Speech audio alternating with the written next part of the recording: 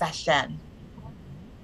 Wonderful. I hear the recording is in progress. Good afternoon, everyone. My name is Brianna Jackson. I am the Learning and Development Program Manager for Washington County. My role is focused on creating the strategic vision for learning for all of our employees here at the county. And one of my priorities is about creating a culture of continuous learning that allows us to be able to have both live learning sessions like these, but also independent or asynchronous learning opportunities so that we can develop professionally to be our best every single day for ourselves, for our teams, for our community.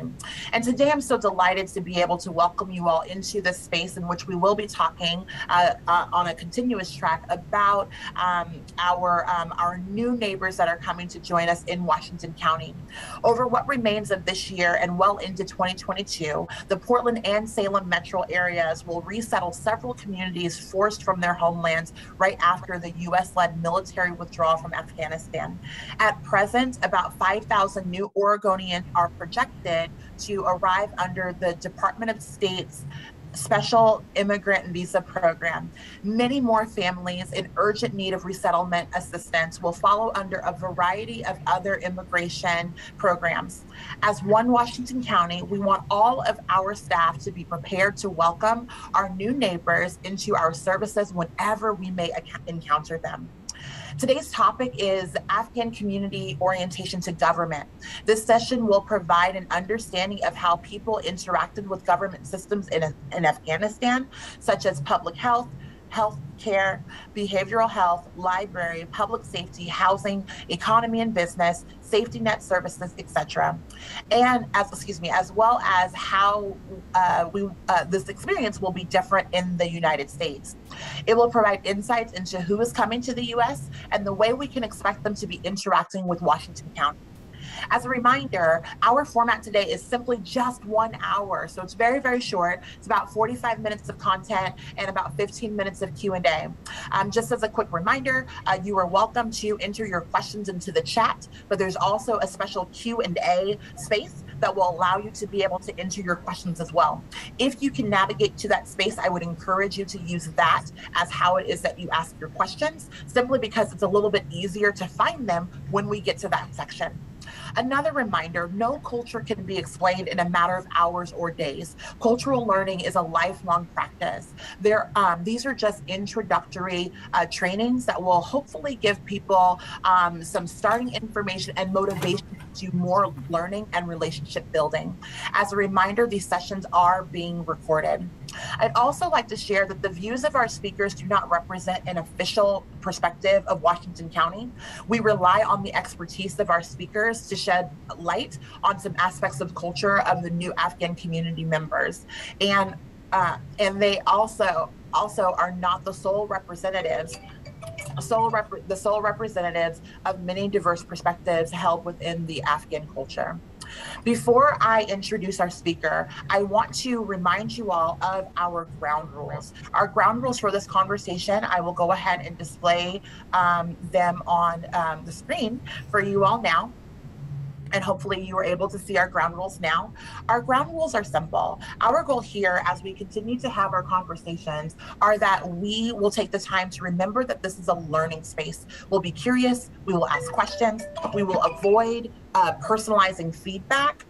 We will remember that this is a brave space. When we step into EDI work in government especially, we know that we will use courage to be able to be in this space. We'll honor confidentiality, so we'll take the lessons but not take the individual stories. We'll listen with an open mind. We'll make space for everyone. We'll accept a lack of closure. So some conversations in work will take additional time and care, and that is okay.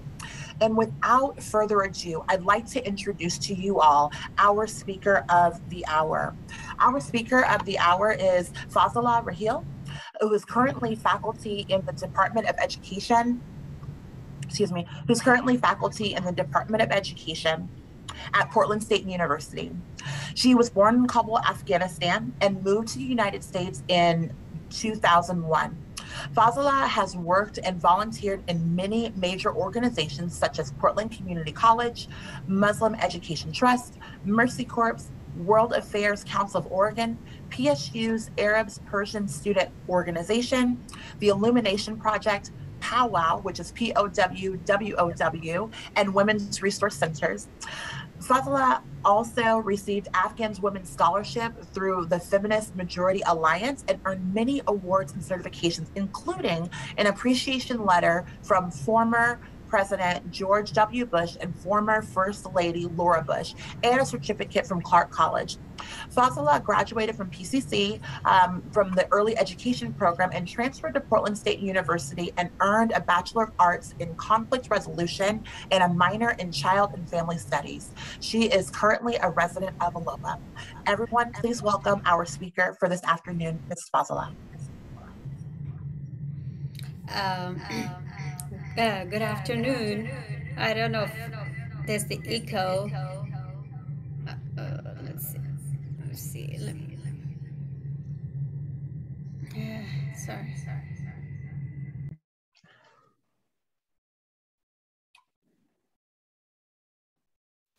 Okay, so we got rid of the echo, but we got rid of all of your audio. So I know that you're also connected on your phone. Oh, yes. Okay. I don't know what it's. So if we loudspeaker. Yeah, if we mute your computer, try muting your computer, but then unmuting your phone and see if that'll take off the echo. Okay. It's still the same problem. Let me see. And I apologize for this inconvenience. Let's do this. I'm gonna leave. It's fine now. If you guys can hear me. Yes. Yeah, you sound great. Oh, it's good.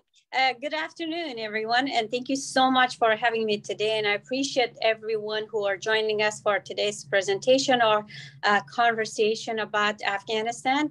As our host has mentioned, I'm Fazila Raheel. I'm currently working for Portland State University, and I was approached by MET to talk about the government system in Afghanistan. So I have the privilege of talking to you guys, and thank you once again for everybody around the nation who are working tirelessly to help Afghan refugees who are coming this coming year. Thank you for the opportunity. And I'm gonna begin the presentation quicker that we could have time for more questions and some comments. So the Afghan, I'm gonna start the presentation, and Jawad, if you're ready, so we can go slide by slide.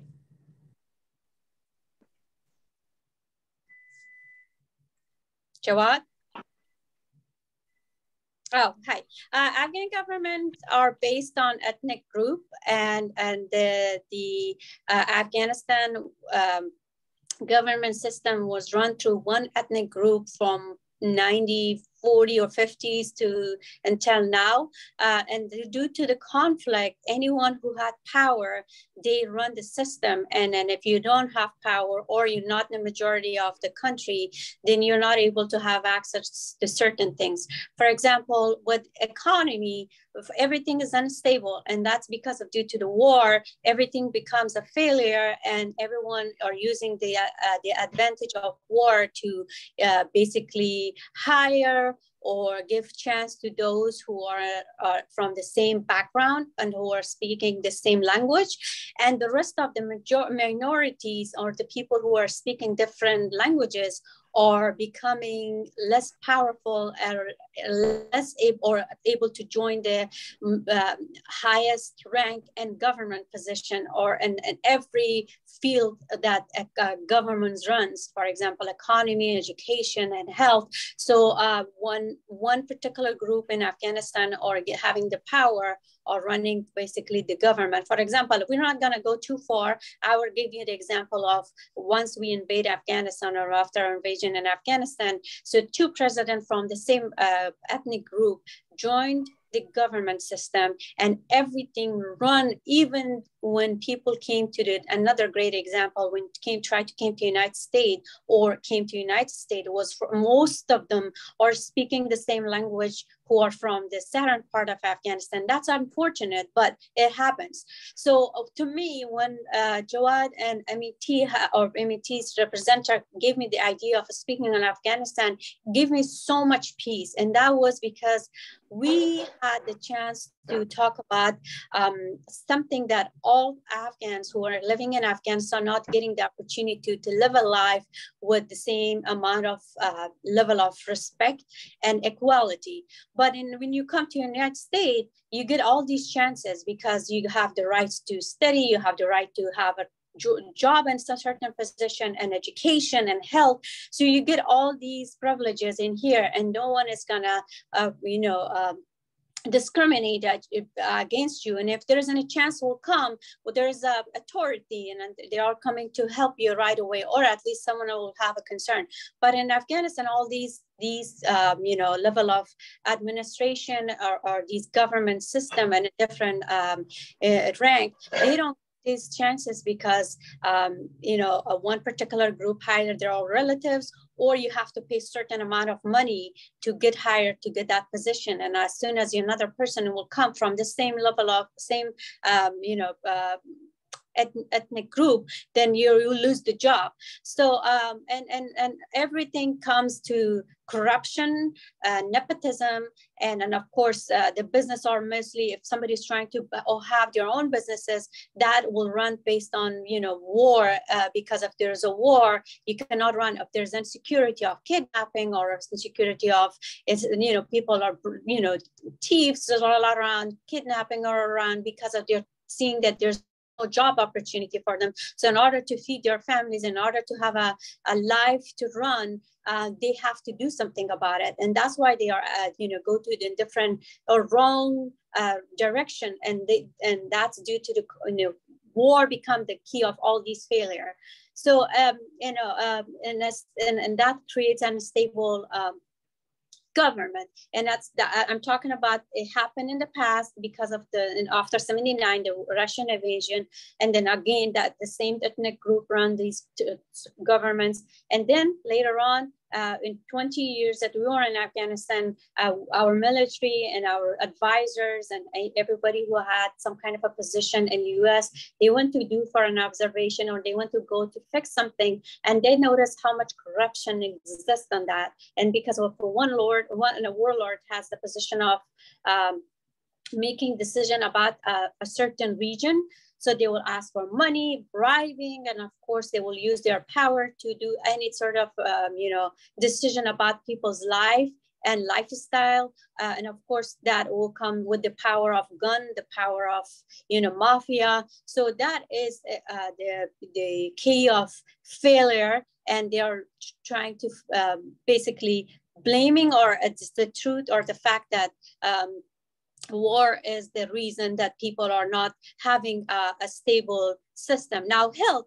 becomes a very important key, because even if there's a stable, the time that there was a stable life in Afghanistan, and let's say 60s or 70s, the beginning of early 70s, people used to take care of themselves, and there's no health insurance system. So you have to go with your own money. And some hospitals, and mostly government hospitals, are free for people. So they are and getting these free health. But if you don't have, then you make a way of making money and go seek for a more a higher health system. But most of the time, in 20 years, countries like India and Pakistan got the advantages or help to bring their own doctors in hospital in Afghanistan. And France, or of course, there's some Red Cross doctors are there from different countries, and including Afghan doctors, that they're treating people. But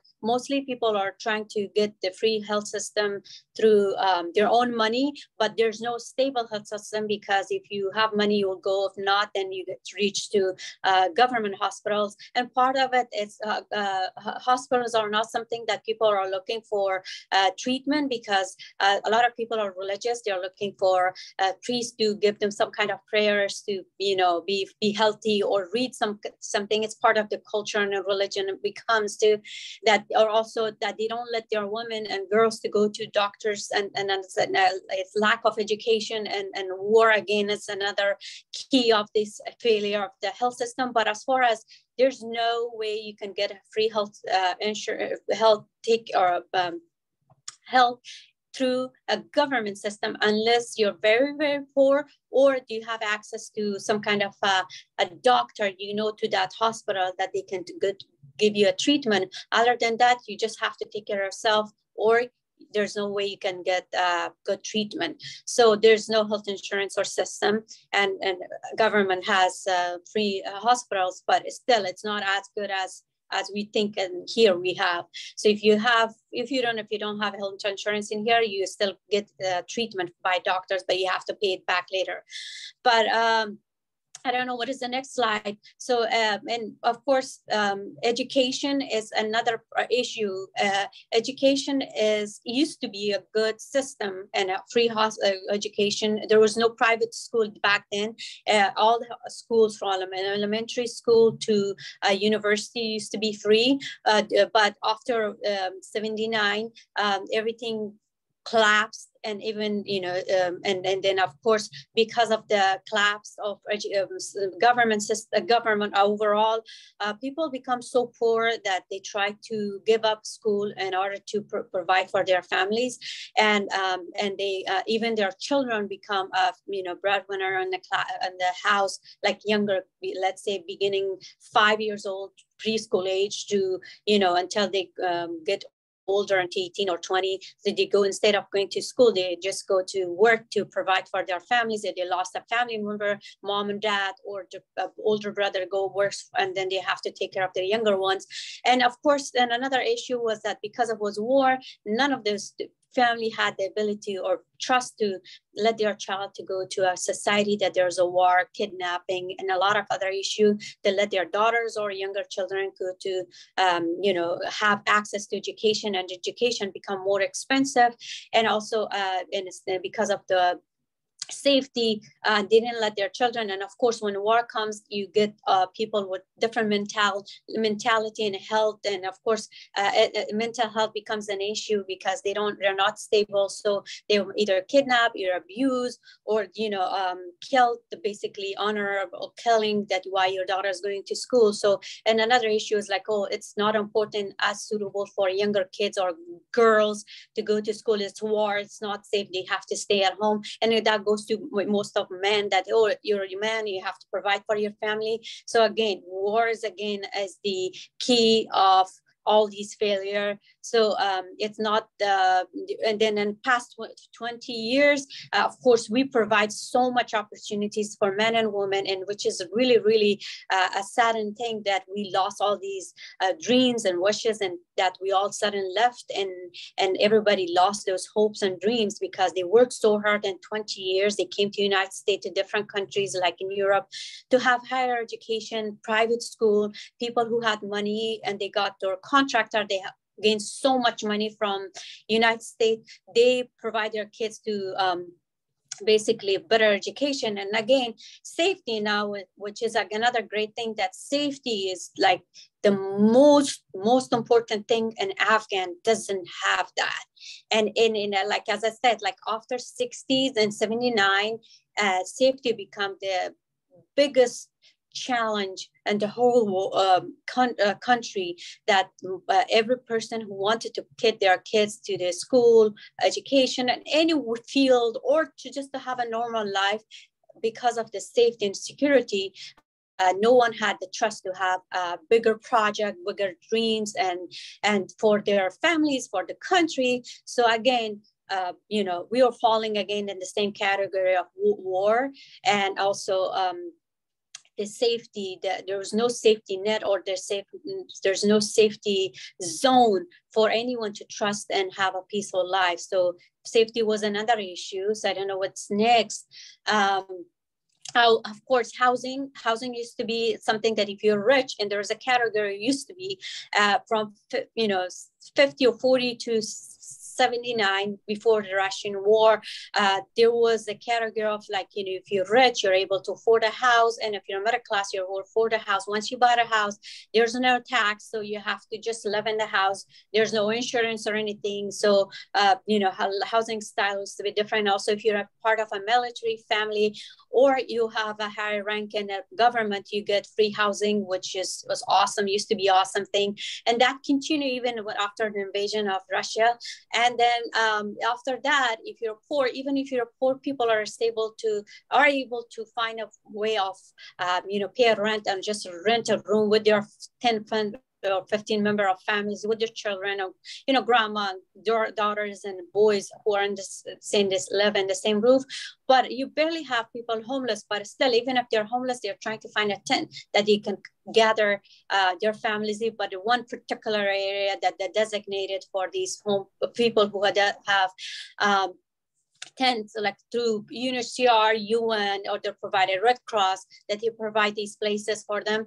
But most people have their own houses, but barely anyone homeless. But it's still, even if they have tents, they are just have their own way of living. But most people are immigrants to different countries, like India, of course, United States, if they have chances, so different part of the world. But if they move, they try to rent a place. And the housing was used to be free through government system because they had a position in the government. But most rich people, they have one house or more than one houses, and they're renting. So it's not like people are most of the time homeless. But of course, war comes, they lose the actual house because of this, get destroyed because of rocket bombs, or they have to move. Like right now, Taliban are asking them to move or leave their houses and move to a different part. So of course, the people who from the northern Afghanistan, they just have to leave their houses, and they're in the parks in Kabul. And that happened recently, and that happened in 1996 as well. But still, even that, I lived in Kabul, and we have houses in Kabul, and of course in Bagram, which is my grandfather's house. But when the Taliban came in 1996, my family moved from Kabul to northern Afghanistan, to Baghlan and Takhar provinces, and we rent a house. And my father used to be host on the radio station in northern Afghanistan, and director of Kabul Time newspaper. And then he had worked with different NGOs. So we had houses. So I don't know what is the next slide. And of course, the basic needs anywhere, as long as you have, we want, when people come to United States, most important thing is we are in the biggest challenge. And I'm a public servant, and I see that we have problem in Portland with homelessness problem too. So I see people are sleeping on the side of the street. So now the wave of Afghan refugees who are coming, and it's very challenging because we don't know what's their position or status in the US. So basic needs is very important. And in Afghanistan, people used to have their water, shelter, and everything, and job. Even if they're younger kid, they used to sell cigarettes or polishing shoes or selling plastic bags. So for me, when people come to the United States, there's a lot of opportunities, but at the same time, a limitation when they are coming as a humanitarian parole, because I don't know what kind of public assistance they're going to get. So as long as they are getting these basic needs, a work opportunity that they can provide their families, and also be their part of an active member and servant to their society, they're not going to the wrong direction. It's a very important. And of course, people who are from northern Afghanistan and southern Afghanistan, they have different culture, and they all speaking Farsi, and that's the beautiful thing about it, that even though that we have that dialogue of Dari, but the main language is Farsi, and then the written is the same, but how you speak is a bit different, because the Farsi in Iran have more French and European words, but in Afghanistan, Farsi stayed pure. So written is the same, speaking is the same, and a few words are different, but that's why they called it the dialect of Dari. So anyone who comes from the background of Pashto, I can guarantee you most of them, or at least 80% of them, are speaking Farsi. So in a way of when we are assisting these Afghans, what's good to give them the background of knowledge of, hey, we have Farsi speakers, Dari speakers, they can assist you. So I'll be happy to help them in most cases. So that's not going to be a problem. But for me, the hardest part is that because they didn't have the opportunity, and I would say that in everything that I explained those slides, it's really less, and because of the war, and it's way less for women and girls, and that's very fortunate. So women in Afghanistan, compared to most countries who are in Islamic countries, that there's some restriction because of religion part and culture part, and Afghanistan is way down lows, and it's just unfortunate since 21st century. So and then when they come to here, so for me it's really hard to understand that what kind of status they're gonna, how we're gonna help. So I would say that we need to help them with understand their culture, and I can explain their culture, and we have more closeness in southern Afghanistan, which is we have closeness with Pakistan, and northern Afghanistan we have more closeness with Tajikistan, Uzbekistan, because just northern Afghanistan we have ethnicity of Uzbeks, Turkmen, Tajiks all over southern and north part. But these countries are the the main key that they have more access to those cultures, so we can have more research about those countries. Now, how are we going to help in here in the US? We can help them. First of all, we need to know their status. If they are refugees, they are SIVs, they are humanitarian parole, or asylum seekers. So that way we can help them, teach them about the American society, and not everything is based on race. And I mean, you have to understand and follow some protocol of law and order. Understand the culture. You need to talk, just because you hear what you hear that, oh, girls are very open-minded, so you can approach, a man can approach a woman easily. So they need to respect the boundaries of girls. And of course, even if they see an Afghan or someone with different skin color, they need to respect and their presence and society. And of course, girls and boys are very important. So they were younger, you make sure just to come as far as the understanding of teaching them that, hey, you make sure that women get the same respect and equal respect, and girls younger, boys who are younger, so want to make sure that they have the expectation they're not in the same power anymore. They're law involved now. And this goes with Afghan community who are, they're Afghan, and they are trying to make sure that they respect the Afghan community. Of course, once they go outside of their work environment, and of course, expectation and versus reality, what they hear in camps and Abu Dhabi, and of course in our military camp, what they come and we give them as a state, because the state have different rule as overall what we hear on a military basis. So we have to teach them about these very important keys, and minimum or maximum, and we see it depends on their status of refugee, or how they come to United States. So we can limit it, or we can give them as much as we can to have a better, a very peaceful transition. Because I'm coming today not as an Afghan, I'm coming with an American perspective, because we don't want to have any problem with anyone when they are coming, because if one person does something wrong, that goes to the whole community, and that not only goes to the level of Afghan community, it goes to the level of Muslim community, of someone foreigner, someone an immigrant. So we don't want to give them the chance that anybody can say, because as a government level or a state level, we have that obligation to assist these people, because we promised them, whether we promised them or brought them by accident or chance, we want to make sure we have a peaceful community. And we already have, COVID already brought so much to our society. Want to make sure that we assess them, and I'm here to help and assist everyone as much as I can. And we have a beautiful community as it is. We're wonderful. Oregon always been a home, and it's my home. And I want to make sure that we get a level of love and respect for one another, and goes with every human being, and a human level. So I think that's what as much as I can explain. So I hope that will be peaceful passage for our society in Washington County and Multnomah County, and if anyone has joined us. So this is it for me. I hope it's not too much, or I didn't go beyond what the timing said.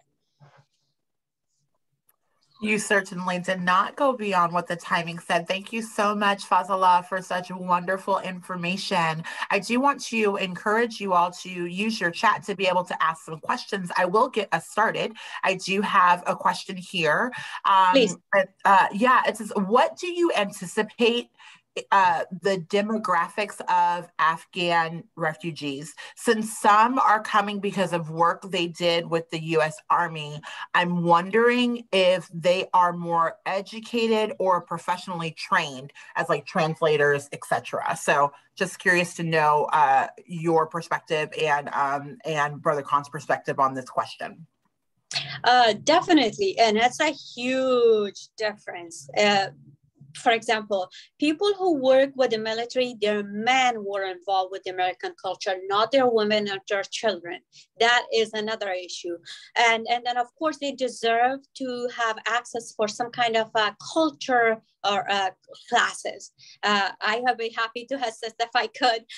These cultural classes will teach them about the society, how the school, how the system runs in our community, because it's not Afghanistan. We have different and beyond, it's a bigger capacity of background from different countries. So it's not only one from Afghanistan, it's Farsi speaker, Pashto speakers, or Uzbek speakers. So that is another problem. So they have different understanding. And of course, anyone who came to United States, and that's very unfortunate. And personally, as an Afghan, I feel really, really upset because I have, beside my grandma who has a green card holder is left in Afghanistan, my 5 family who are SIV cases, they are still in hotels in Kabul and they're still in Afghanistan. We brought so many Afghans who did not even work. For example, I have a cousin who just worked at a very private company. He said that he just came to, they thought an opportunity, so they left. So to me, you don't have any problem with the Taliban. You work for your own private company. Taliban doesn't have any issue with you. Of course, you will less have an education, but overall, the people who work with our secret and a very important mission, they were supposed to come to the United States. Of course, refugees and asylum seekers and all these people who come, there is a timing that you have to go through that process. And when you go through that process, when you come, you get some kind of explanation before you arrive onto the United States. But none of these people have the qualification to come to the United States. Of course, we helped them because their life was in danger. I don't know if their life was in danger. For example, we talk about these. One of the slides talk about that there is a group in Afghanistan. They are called Kuchi. They speak for Pashto, and they easily can get along with the Taliban because they're just nomadic group that they live in different part of the country. In this winter season, go to south, and the south, hot season, they go to northern Afghanistan. They speak Pashto, and they don't need to come to the United States because they don't even work with the United States. Why they're supposed to come to the United? But because our soldier in very short time, and the timing was really bad, so they allowed them to come. So of course, the family who come as asylum seekers, their husband worked with the Afghans, but their family did not work, and their family needs some kind of a culture awareness, and we need to provide that if there's a possible. If there are 2 years, humanitarian parole, and they're going to go back, we need to have a minimum or maximum type of limitation with their, whatever we're offering, because there's a lot of Afghans who are speaking Pashto. They just saw an opportunity. Farsi, they just saw an opportunity, they came, but we need to focus on how to provide support to those, their asylum. Of course, they're journalists, they're women, they are supposed to be here, and they're SIV seeker, they need to come to the United States. And if they're leaving, we don't want to spend their resources to those who doesn't need. If we have more resources, of course, we can provide for them. If we don't, if there's a limited based on the state, then we need to make sure that our resources and information get spent on the right people And of course, we could minimize or maximize these information. But for our own understanding and to have a very safe community, they need a very, very understanding, and most of them are not educated. Most of them didn't even live in city. They don't even have the access of how to watch TV or read or write. And of course, everybody born with kind of art and skills, but we don't know unless they speak, and we don't know how to give them that, education. And it takes some time. For me, it takes still, I'm learning every day something new. It still is 20 years of me living in the United States, and I'm still learning something new about law and system. But for them, if they're coming for 2 years, for them to come right away, that's a lot on us. And I appreciate everyone who are doing their job and doing their best to help these vulnerable and immigrant or refugees. Thank you so much. I do have several other questions that have come in, and I want to be mindful of our time that we have left together to be able to answer them. So do you, or if you don't know, Brother Khan, if you know, can you share how many Afghan refugees are coming to Oregon, specifically to Washington County? Are you aware of the number of people that are coming?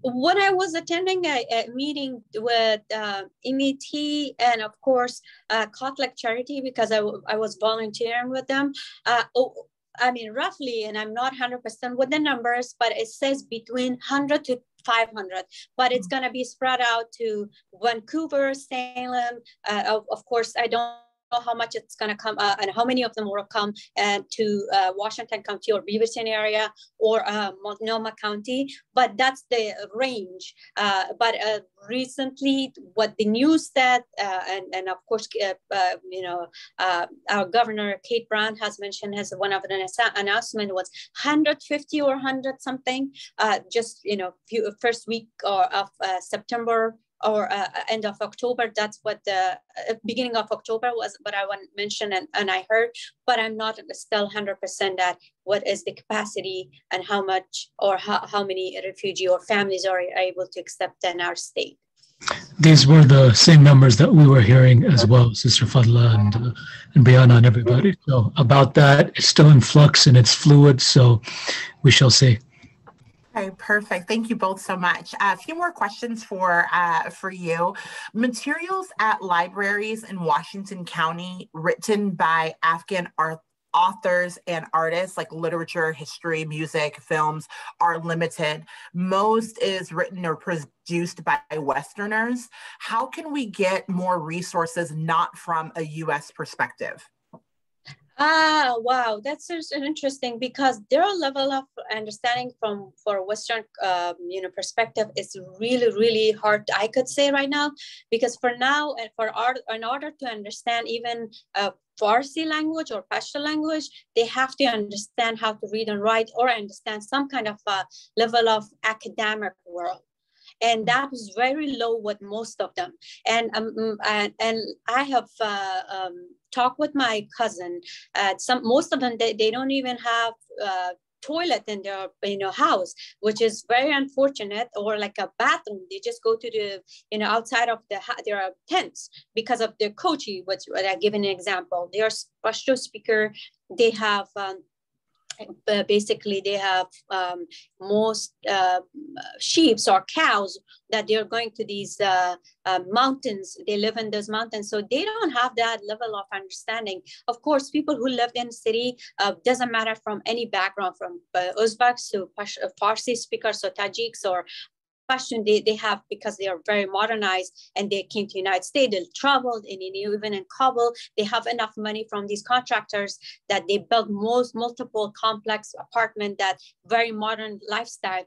But not all people. For example, a child who sold a plastic bag in the street who came today in the United States, none of these kids who have seen or live on that kind of lifestyle. So it's really hard for me to right away. I mean, maybe we could keep in touch, and I could give you some information. I could talk with my dad, because my father used to be a professor at the DLI, and he used to be a Farsi curriculum for our military. So I could see if I could get his expertise with some of the basic, course information. Whether he speaks Pashto, fortunately, and my mom speaks Pashto and Farsi, so maybe I could ask for their expertise if they can assist. But I would say that if it's foreigner, it's really, even if it's written in a very foreigner level and a Western level, so it's really challenging. Right now, they need a basic information and very minimum and not maximum, because we don't know their cases, that whether they're, HIV or refugees or asylum seekers. But I will look to it, and I will keep you in loop and information, and see what we can do as far as reading and academic materials. That would be wonderful, because it sounds like the question is really about how can we learn more about the Afghan culture, not from the perspective of Westerners, but really truly from those who have a lived experience in that space. So would love to stay in touch with you and get some more information through your parents, if they are willing. So thank you. I do have a few more questions for you. Do you know, and if not, if Brother Khan knows as well, do you know if all of the different groups of Afghans coming to the USA will have legal permission to work or seek employment? Let's give that question to Jawad, and then I also will add my perspective as well. Brother Jawad, would you mind? So this specific question is very interesting, because when you have, in general, when you have refugee groups that come in, the work permits are a little bit different. Now, if it is, they do have a special immigration visa, they will be able to. And one of the things that we've been discussing here at MET is the possible jobs that the groups can have. And as Fazila touched on it earlier, there is a difference in some of the groups in the skills that they have. So you have the people who've been working with the United States government who received the majority of the special immigrant visas. They do have employable skills, and they'll be able to use that. Now, if it's outside of that, then traditionally refugees and immigrants have not been able to work immediately. So there is a question about how this will be handled. So this is somewhat of a unique situation. There was engendered by many different things, including military policy in Afghanistan that's created this group in part. How is it that it's going to be handled? So the ones that do have that will be able to work. And maybe Fazila can also add on to this. Thank you, Jawad. So when I was at the meeting with these organizations, what I heard, and of course my cousin just came through, just like he literally showed his, I don't know, he was joking, but because he didn't even work with U.S. military, he doesn't have any military job or some kind of government position in Afghanistan. He would just work for a private company. He mentioned that we just saw the opportunity, we came here. So they got some kind of a work permit, but they don't have the access to certain, government assistance. But because of there was a bill was written and agreed that they were going to get health insurance. I guess I'm not 100% sure. So they may get health insurance. But as far as the other assistance programs, I'm not sure, and I don't know what is the extent of that help. But the timing of the arrivals and the amount of people we brought in, I don't think all of them have that visa or permit or permission of working the same level of as a citizen or resident, but they do get job. I don't know what kind of job they're gonna get and what kind of skills they have, because like Jawad has mentioned, he had his own studies as well, that the level of understanding and groups that when somebody works with U.S. military, as I mentioned, their male perspective get that information that how you work with, but also it's not going to be about American culture. It's going to be more about military basic information. So they hear or they see it on the internet, but when the actual life, that's why I'm talking about expectation versus reality, because what they're hearing, what they are coming to United States, what they get, they're like, oh, I used to make so much money in Afghanistan. This is nothing. You making $18 an hour. That's nothing. I was a man, your life was saved. So now come to reality. So that is something that I don't know 100%, but I know most of these people, I would say 80% of their 50,000 people came, or 75,000 people were coming. I would say by the time that mission was get complete or gonna complete, I would say that 50,000 who came, maybe 10% or 5% of these people work with the U.S. military, but the rest are not qualified people. That's just they're politician. The politician makes so much money, they can go back to Dubai, they can live, they still have connection. A lot of SIV people who work with U.S. military joined the Taliban because they thought that we liked them, we didn't bring them back. So in the 20 years, people who work in the beginning of our transition in Afghanistan, some of these people joined the Taliban because they lost their job in the US, they did something wrong, we fired them. So they went against us. So not all these people who are coming to the United States could be or could not be friendly. I cannot guarantee it for 100% sure that who are their Afghan. I know we help them as a human.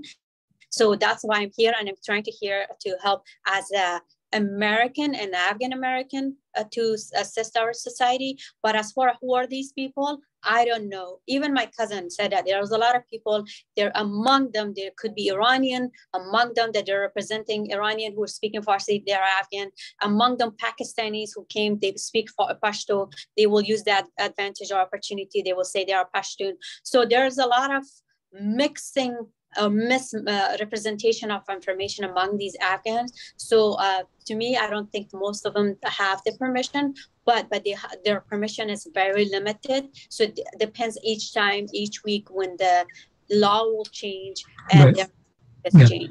And to add on to that, and specifically the question that was asked, if you have an SIV, those who are coming in SIVs, they will have the same 8-month period that from the Office of Refugee Resettlement, that they'll be eligible for cash assistance, medical assistance, perhaps employment preparation, job placement, maybe English language training. That goes to the Office of Refugee Resettlement, and we know that through that program, the Biden administration in this latest budget that was passed has put in extra money for that. So we'll get to see how that's going to work out at the county level, at the state level, county level, and the city level.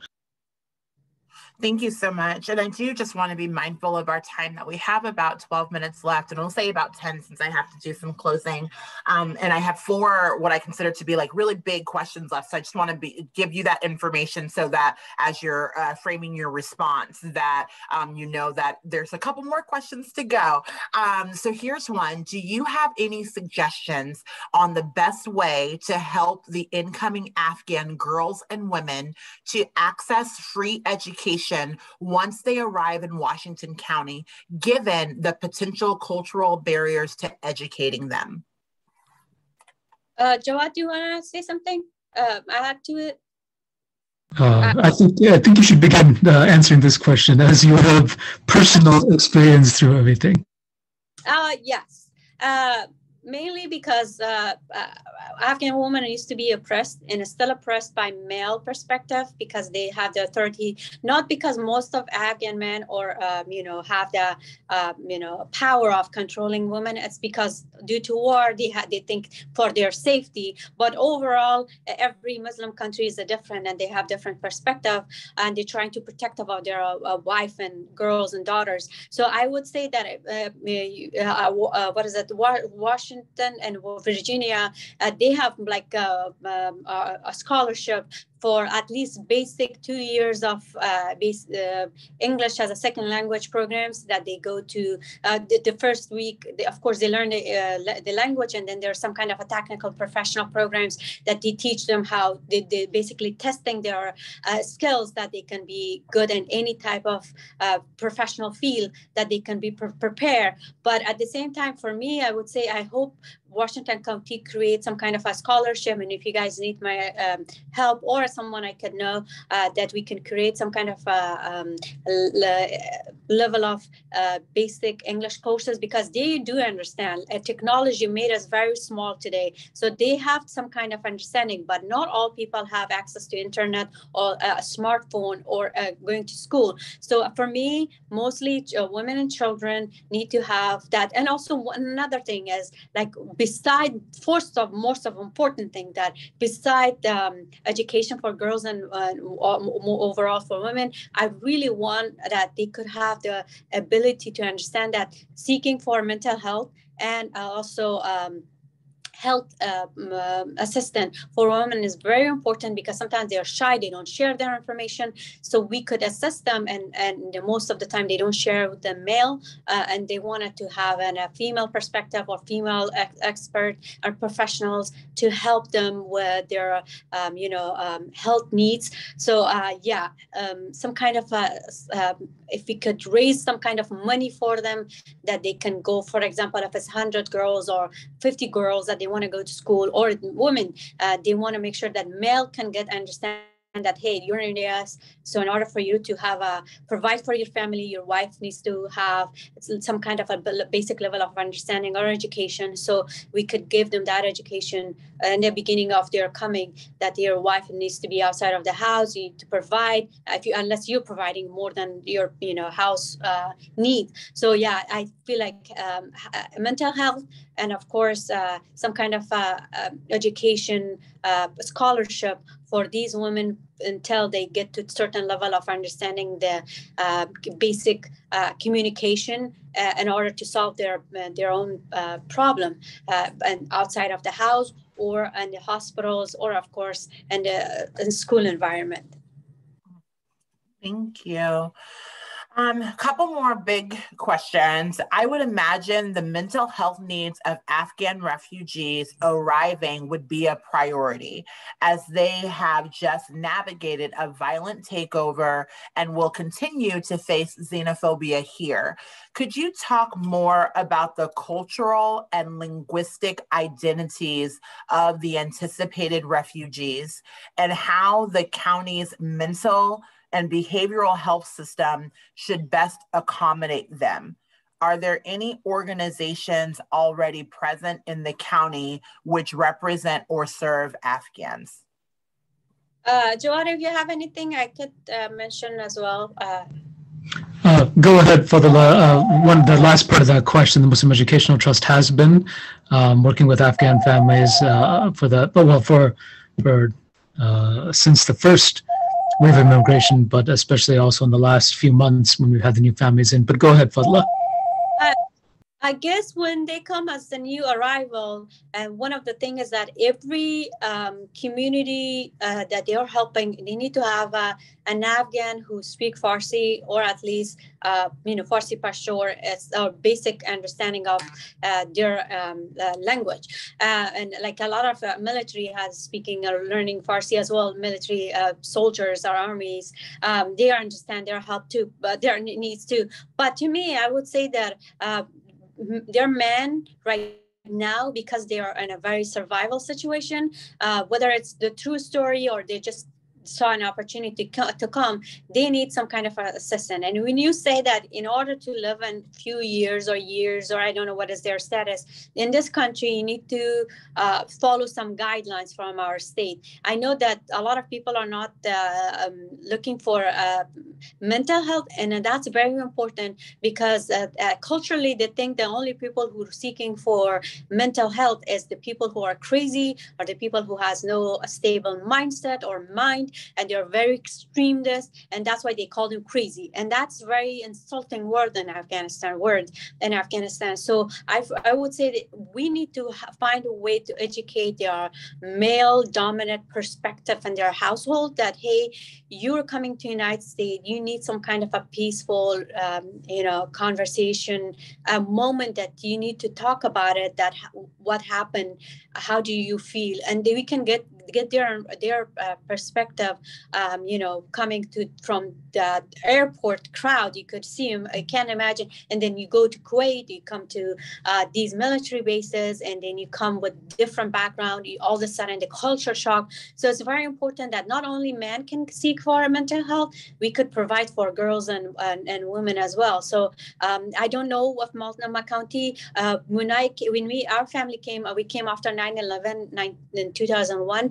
OHSU offered help for our family too, and we seek to tell the time we felt kind of settled and we were in peace, and that was very helpful. And I'm very grateful of OHSU University and of doctors as well. So in some of these families, when I become a community helper, I used to help refugees from different backgrounds. I used to refer them to that you can seek for mental health. So I don't know if we have someone, because it's from Washington County, if anyone is helping with refugees, but a Catholic charity and Lutheran families, sometimes they offer through their program, but I don't know about the Multnomah, so I hope we could have or look for as resources. And I don't know how many families we're getting, but we could offer them the mental health from in the beginning of their transition, that they get there's some support and help for you. And it's very confidential, and so we're going to talk about it. And it's not shame to ask for assistance when you're fed up or you feel with so much anger or fear. So you need to talk with someone. Thank you. So I have 3 questions, and I'll just try to go through them quickly. And so, being mindful that we have about 3 minutes left, I'll ask that you be mindful of that as well, so we can go ahead and end on time. This is such a great conversation. But one of our colleagues was recently provided a flyer on understanding Sharia as a means to get a soft and broad introduction to what our Afghan brothers and sisters may be used to. Do you have recommendations to continue one's own learning with the goal of providing culturally appropriate services? Is that okay if I go, Jawad? Yes, please. Thank you. I would say that I don't know who is Sharia. I don't know where she's from, and because the issue is like. Sister Fazila, I think they're referring to Sharia law. Is that? Yeah. Oh, sorry. Okay. Yeah, probably. Yeah. Okay, I thought you mentioned an individual. Yeah. If I say that being in a Muslim and every country is really different, it's because of that rounds and also works with how your community or society but basically goes or rise. Because in Afghanistan we had very modern, and I'm not going to speak on 100 or 200 years ago. I'm speaking from 1940 to 79, and then 79 to 90 during Russian invasion, and then each time in each decade, the country has changed in different level. We had the option of wearing basically burqa. We also had the option of wearing just like shorts and jeans and gowns for men and women, and a very modern society. So. And then war basically brought like, oh, you need to wear something comfortable, that because you're in this war, if something happens, you don't want to die naked, basically. So that is, of course, Islam has different rules, and we're not going to go beyond what's Islam, and I'm not an expert, but what Islam is in Pakistan is different than Afghanistan and also in Iran and Pakistan. So I would say that most of the time it's mostly it goes to culture and how you raise in your family member or your community or your relatives, or saying based off the time, most of the time. But right now, because of the fact that girls and boys and younger generation from 2003 to 2021, people lived in a very modern lifestyle, they know what to do. But the thing is, like, with the level of, we need to evaluate southern and northern Afghanistan people who are their background. We need to understand their background and also the level of, based on their background and understanding of their education or level of their education, we could provide the, I don't know if I'm just answering the right way. We can provide information and assistance and different level. So I would say right now it's really broad.